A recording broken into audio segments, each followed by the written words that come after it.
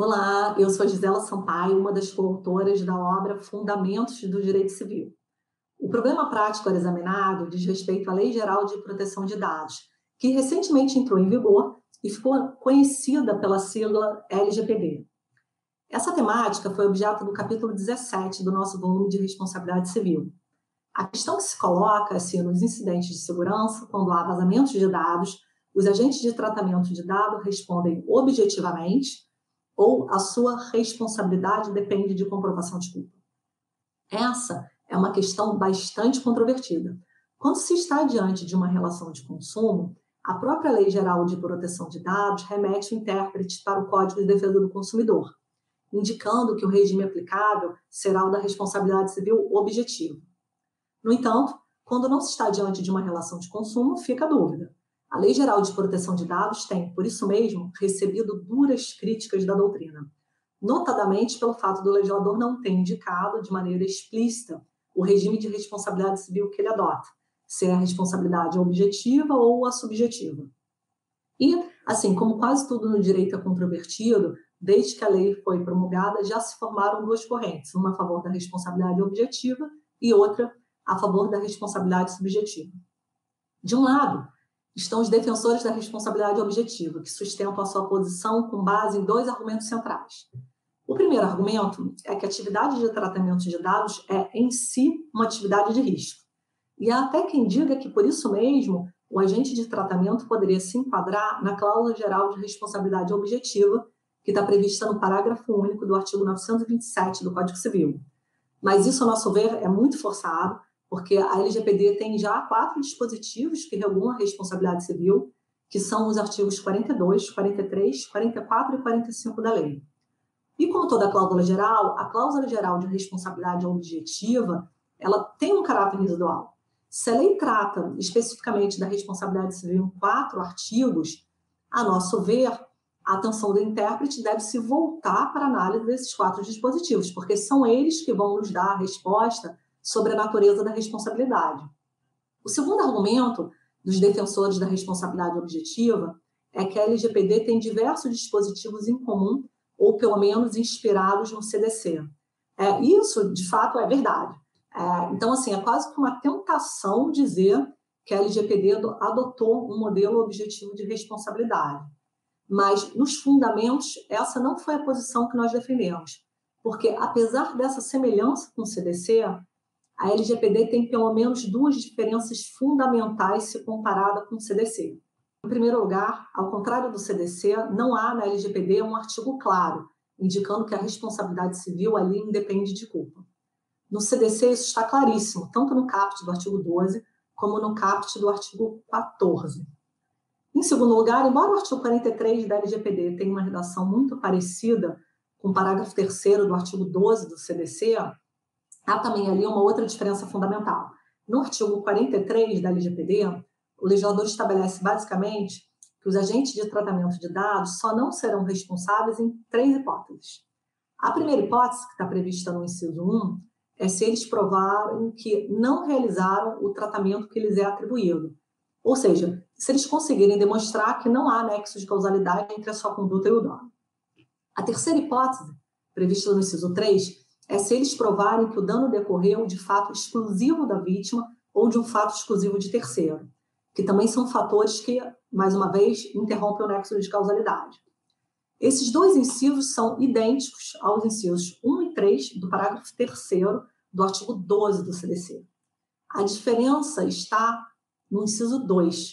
Enquanto no CDC o legislador afirma que o fornecedor não será responsável se ele comprovar que o defeito não existe, o inciso 2 do artigo 43 da LGPD determina que os agentes de tratamento não serão responsáveis se eles comprovarem que não violaram a legislação de proteção de dados. Ou seja, o que o legislador está dizendo nesse inciso é que se os agentes de tratamento causarem um dano, mas se eles comprovarem que observaram todos os deveres impostos pelo legislador, eles não vão responder. Exatamente porque, nesse caso, eles observaram o estándar de conduta estabelecido pelo próprio legislador e, assim, não agiram com culpa. Então, a nosso ver, não dá para dizer que a LGPD adotou um modelo objetivo de responsabilidade. E o legislador, ele volta a falar sobre a necessidade de se observar os deveres impostos pela lei no caput do artigo 44 e também no seu parágrafo único, sempre a ressaltar que o agente de tratamento só responde se ele não adotar as medidas de segurança e cumprir os deveres impostos pela lei. A favor da responsabilidade subjetiva, ainda há outros argumentos que nós desenvolvemos no capítulo 17 do volume 4 dos Fundamentos. A LGPD, ela estabelece uma série de deveres, ela cria um verdadeiro estándar de conduta a ser seguido pelos agentes de tratamento e cobra o cumprimento desses deveres. Se a responsabilidade fosse objetiva, isso seria, assim, absolutamente ocioso. Para que o legislador teria imposto tantos deveres se fosse para, ao final, dizer que o agente de tratamento responde objetivamente?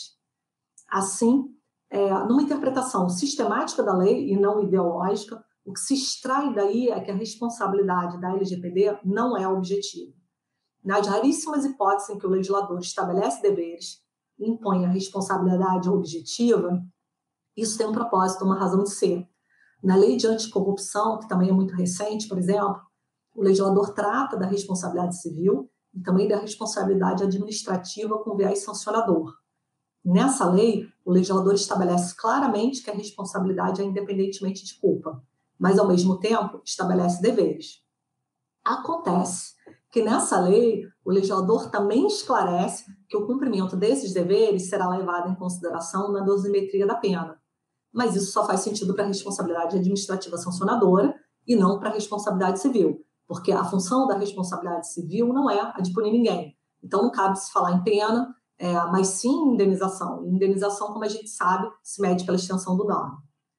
Na nossa opinião, se a LGPD tivesse adotado o regime de responsabilidade objetiva, ela teria adotado até um modelo de responsabilidade mais gravoso que o do próprio CDC, porque o CDC ele exige pelo menos o defeito como requisito da responsabilidade. E, além disso, o CDC excepciona os profissionais liberais do regime objetivo.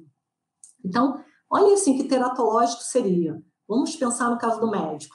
Se no âmbito de uma relação de consumo o médico cometesse um erro grosseiro qualquer que matasse o paciente no curso de uma cirurgia, para ele ser responsabilizado, ele teria que se submeter ao regime de responsabilidade subjetiva, porque ele incidiria na exceção do CDC.